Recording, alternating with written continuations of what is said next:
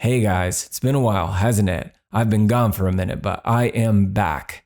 I spent most of the summer shooting and developing film and working on new books, so I really haven't had much time to write and edit essays. But as the winter months start approaching, I started to get the itch again. So I thought, you know what, it's about time for an essay. What do I talk about next? I have a finished Metal Gear Solid essay, but I still need to record my footage. Should I talk about the Silent Hill 2 remake? Meh. What hasn't been said? What about Resident Evil Village? As usual, spoilers ahead.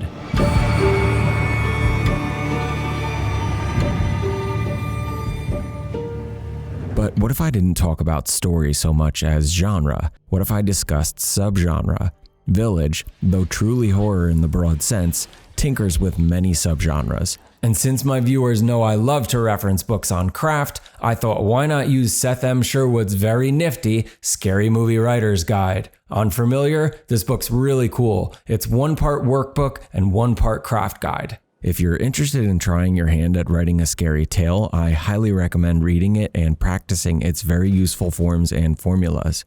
Sherwood explores all of the mechanics of the genre, including what makes it both marketable and relatable.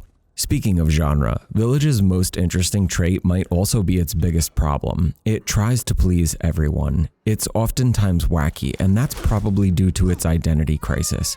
Rather than focusing on one genre and doing it well, it tries to incorporate so many. This leaves the game feeling like an adventure told in sections, and while connective tissue is there to a degree, it unfortunately does not make the whole greater than the sum of its parts. Regardless of whether it fundamentally works, it does try its hand at many different aspects of horror that we've seen in novels, films, and video games. If you've watched my videos, you know I tend to have a format: genre, character, structure, plot, theme, etc. But this time we're going to throw that form away and try something a little different. So let's take a look at Resident Evil Village and the many different types of horror genres it incorporates. Let's start with the setting, which I believe fits nicely into the Victorian horror mold. Sherwood lists the following traits for Victorian horror: super goth, erudite and arcane, atmospheric, purity and literary. Let's start with the literary trope. I think it's easy to recognize that Village might have the most influences by literary classics of any Resident Evil title. Overall, Village takes much of its inspiration for setting from Romanian folklore. The lords themselves all have backstories that incorporate feudal society. Lady D's scenario is clearly inspired by Bram Stoker's Dracula. Vampire tales are often gothic in their nature, and since this story takes place in Europe, I think we can check that box. She's a vampire-like creature that inhabits a castle. Vampire stories also often feature elements of glamour, and her wealth is on display. Drinking blood is a priority. Instead of 3 brides, she has 3 daughters. The setting also may not be Puritan, but it most certainly is. Need I say more? Moreau's scenario takes its cues from the strange imagery of the works of H.P. Lovecraft, and Moreau is probably most directly inspired by the tale of the elder god Dagon. Body horror and madness are also staples of Lovecraft's works, and Moreau's section has both. Eisenberg's mad scientist elements are certainly inspired by Mary Shelley's Frankenstein. The soul dots are dead men brought back to life, and Heisenberg's section features aesthetics and imagery common with the Universal film adaptation. His walking undead weapons are synonymous with the classic. Village also starts off as a sort of fairy tale. Its narrative setup features all of the lords in a whimsical but grim animation that sets the tone for the story to come. The ending is withheld for the finale, but it's an interesting intro nonetheless, and a step in a different direction for the series. What about atmosphere? Village has what I believe to be one of the most intriguing of all of the settings for a Resident Evil game. It may take some cues from Resident Evil 4, but its barren and snowy landscapes are mysterious and enthralling. It's cold and bitter, but also serene and calm. Though most of its inhabitants have been turned into terrifying creatures, it beckons the nostalgia of the days of old, and instead of cityscapes and underground laboratories, it features castles, rickety wooden structures, antiquated homes, and caves. It has some of the most magnificent lighting I've ever seen in a game, and its cold, desolate environments are a personal favorite. I've always liked the moody, macabre landscapes of games like Skyrim, and I feel that very much with Village. The arcane element is exemplified through the location's isolation and plot. Mystery surrounds so much of the game, from the opening sequence to the closing. Village's setup, Mia's murder at Chris's hand, is a tired plot mechanic that really could have been solved with some simple exposition, but it does fit within the series' roots. I've always said that though the franchise is famous for its monsters and horror elements, many of the games rely on mystery plots as fuel. I won't dig into that here, but you can watch any of my previous videos to see where I'm coming from. Many mystery plots start with a murder, and this title is no different. In fact, much of the narrative is dedicated to Ethan trying to discover the answers to the mysteries presented throughout the story. For example, why did Chris kill his wife and steal his child? Why do the Lords want Rose? What happened to the people in this place? Who is Mother Miranda? And maybe, most importantly, what is Ethan's true nature post-Resident Evil 7? Sherwood lists the werebeast genre as one incorporating the nature of change, an unleashed self, unchecked desire, mythology, and coming of age. I'm not sure that the lichens exemplify as many of these traits that are common in traditional werewolf tales, but certainly the change element is present in the results that have been done on the townsfolk.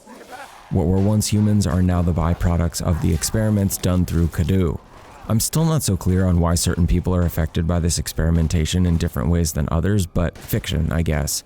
Though an unleashed self is not necessarily explored in a way that is typical of the genre, the lichens are formidable enemies whose attack patterns and ambushes would give any zombie a run for its money. They're aggressive, smart, and spongy.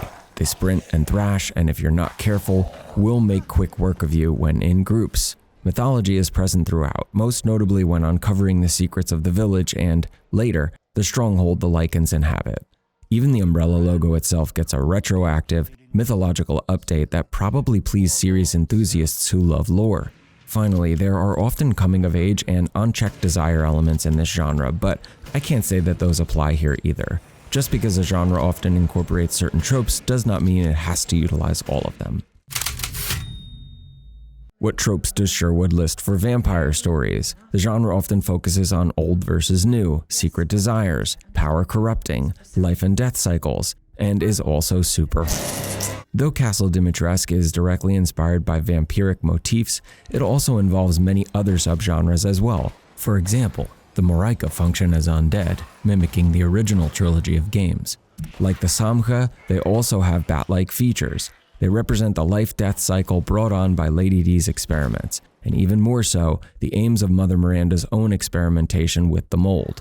I've already touched on other common genre elements, and if I have to expand on that, I'd ask if you've been living under a rock. The old versus new element is on full display, not just throughout the castle and Lady D's ability to stop aging, but also throughout the world as a whole. The castle also feels like stepping into a time machine, antiquity in a modern era. And if power corrupts, then it's safe to say that when Lady D discovered her newfound abilities, she unleashed her wrath upon any who were recruited into her ranks. Her entire plan is shrouded in secrecy, mainly revolving around employing villagers to feed her own brood and taking on women to continue with her experiments. Her struggles with her own blood disease are the precursor to her experimentation, and her obsession with life and death, much like the Count himself, causes those unfortunate enough to cross paths with her to suffer. Donna Beneviento's scenario is probably the toughest to pin down, but it probably has the most in common with witch and ghost stories, most directly because of Ethan's involvement and backstory. Despite this, I also think it actually reminds me of modern horror, more like a J-horror or James Wan film in the Conjuring universe than anything else, specifically because of its haunted house and creepy doll aesthetics. I think what guides this subgenre is both Donna and Ethan's identity and trauma, because Donna and Angie use it against him. Sherwood mentions identity, trauma, mental health, fighting the system, and feminism as tropes of the witch genre. Donna Beneviento's mental health is discussed within the game's files. After her parents' suicide, she was never quite the same. She prefers to speak through her doll, Angie, and although she is probably the least Resident Evil thing I've seen in any of these games, Angie is one of my favorite characters. She's strange, fun, and entertaining. Donna seeks to fill the void in her life through doll making. She also uses chemicals that cause psychoactive effects to those around her, a form of witchcraft. Her own trauma makes for an interesting character, even if her appearance is brief. And talk about trauma. The baby sequence is hands down one of the most disturbing, creative things any Resident Evil game has produced. It'll have you running scared and hiding under your bed like a child. But what makes the entire scenario so interesting is that not only is Donna Beneviento's traumatic past explored, but Ethan's. Ethan's past, his fear of failure as a father, his inability to protect his family, is all utilized against him. The whole section plays out like an exploration of Ethan's fears, and is done so under the guise of hallucination. Speaking of identity issues, the game's penultimate conclusion seeks to solve this question: who or what is Ethan Winters now? The answer to that question will come later, but it's safe to say that he is anything but human. Lovecraftian horror is more about madness and the unknown, the infinitesimal nature of humans among the cosmos, and our inability to reconcile our own tiny existence. Having said that, Lovecraft's creatures and elder gods are some of his most memorable ideas on a surface level. When the visual style of Lovecraft is represented, most people think of things with too many eyes and tentacles. When we look at Moreau, he has the visual representation of many of Lovecraft's most famous creatures: disgusting, slimy, odd. Sherwood suggests Lovecraftian tales incorporate unknowable terror, body horror, old gods, and cults, and they traditionally lean into the weird. Moreau's grotesque transformations certainly rely on body horror to scare the viewer. He seems to be in a constant state of pain, and of all of the lords, his body seems to have suffered the most after Kudu implantation. His tale certainly leans into the weird. Though most of his contemporaries seek to please Mother Miranda, he seems to be the most obsessive about it. While the entire game features cult elements, and all of the followers of Mother Miranda have succumbed to her cult, Moreau seems to be the most loyal. He's also responsible for the creation of the Varkolak, the true representation of werewolves in this story. As far as unknowable terror goes, his final transformation, a gigantic monstrosity that hides deep beneath the water, appears to be ripped straight out of a Lovecraft short story. As someone who's read many of Lovecraft's books, I imagine that Moreau is exactly like what any of his monsters might look like, if his characters could ever live past insanity. I often hear people mention that the factory section sticks out the most against the others in this game, and there might be some truth to that. Eisenberg's ability to manipulate metallic objects feels just a stretch too far for a Resident Evil game, but there's also some reverence for the original titles here. Heisenberg's factory probably relates back to the original series in the most direct way, not just because it features a map full of backtracking, but also because it concerns bringing the dead back to life and utilizing them as weapons. Wasn't this always Umbrella's intention, to utilize biological entities as weapons? Sherwood lists mad science, aliens, evil AI, space madness, robots, clones, and corpo society as tropes of the genre. Mad science is certainly the most direct influence in this section. Heisenberg seeks to utilize the mold and Kudu, along with mechanics and machinery, to create his own undead army. He realizes this through the creation of the soul dots. I've always loved this angle of the factory at work. They may not be clones in the traditional sense, but the mass production of this creature is an interesting idea that returns to the series' roots. They also may not be robots like we often think of them, but they do incorporate robotics and electronics into their design. As I said before, his experiments echo those of Dr. Frankenstein, taking the corpses of the deceased and reanimating them to live another day. Though Heisenberg probably is my least favorite character of the game, he does have one of the most interesting ideas in terms of character development. He is the only one of all the lords to try to recruit Ethan to overthrow Miranda. His experiments are not conducted just out of curiosity, but in essence to wage a war against the cult and take the throne for himself. Also, though his boss battle was a bit too much for me, it certainly fits within the vein of sci-fi horror. It reminds me of two lesser-known horror films called Hardware and Virus. Deep cuts, I know. Mother Miranda's identity is the one that wraps all of the others together, but it most closely resembles the cult story subgenre. Sherwood lists the following traits within the cult subgenre: icons, theology, rituals, sacrifice, pacts, beloved leaders, suicide, and escape. There's plenty of iconography on display here, from the winged symbolism of the keys to the classic Umbrella logo's origins and inspiration. Rituals and sacrifices feature heavily in the main storyline, most notably within Mother Miranda's goal to sacrifice Rose through a ritual that will bring her long-lost daughter back to life. Mother Miranda is the beloved leader all of the heads of the houses follow and seek to please, and their loyalty to her will also cause most of their downfalls. The theology of her cult is represented by the townsfolk, who conduct prayer sessions to seek her help even though it is at her hands that they suffer. A pack plot might be found while searching her files because, yes, the famous Oswell E. Spencer even has a part in this story. The two have a history, which concerns both of their interest in seeking out everlasting life. Unfortunately, though it seemed this was a goal they initially shared together, it took them on separate paths that would have repercussions for the entire series. I guess some people are not so hot on this idea, but I thought it was a great little lore addition. Is there an escape story here?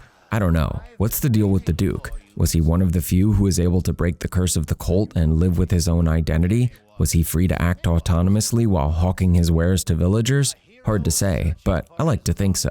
I know, Shadows of Rose, blah blah blah, moving on.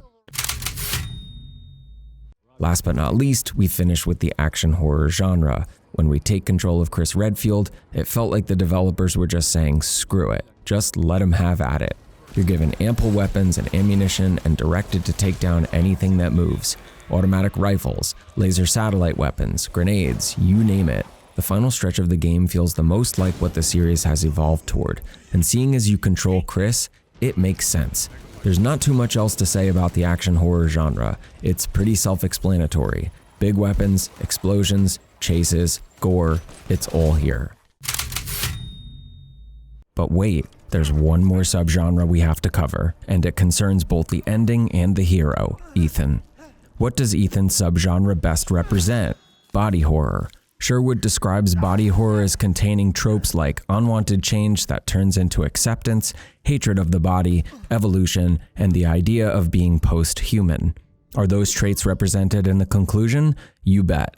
Regardless of whether people like Ethan as a character, and I know I have my criticisms, he's actually very representative of some of the major ideas of Resident Evil. How? Well, for example, when it comes to evolution or post-humanism, the mutamycete and mold itself is one giant interconnected consciousness, one great network connecting those it infects with each other, as well as their memories.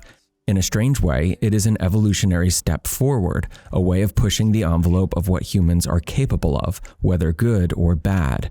Many of the series' villains have always been concerned with the idea of control and evolution, including Wesker, Birkin, Sadler, and Spencer.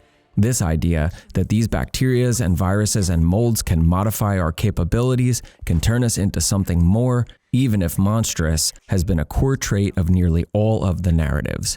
But the violent and gruesome attacks Ethan falls victim to are just surface-level body horror, the kind of stuff that makes you queasy because you can almost feel it in your bones. It's fun to be grossed out, but perhaps more meaningful than that. Ethan's infection is an unwanted change, surely, but one that he will learn to accept by the end of the tale. When he realizes what has happened to him, that he has been fooled all along and is a victim of this grotesque mold itself, he reconciles that he may never be the same man again. He is filled with rage, maybe even disgust with this outcome, probably because this means that he can never really return to the life he once knew. All of the injuries he suffers during the course of 2 stories are accommodated only because he is part of this mass infection himself. But if he is going to stop Miranda, he must accept this truth and push forward. Ultimately, his story is one of sacrifice, and though he may be one of the weaker characters of the franchise, I think some people were happy to see him get his own little moment of victory. So, those are just some of the quick and dirty subgenres represented in Village. This video wasn't intended to fully dissect any of these genres, and many have even more tropes that are common within them. Got any more? Let me know in the comments. Check out Seth M. Sherwood's book, The Scary Movie Writer's Guide, if you're interested in trying your hand at a horror tale. Feel free to like and subscribe if you enjoyed the video. I'll be back with more soon. Thanks for watching.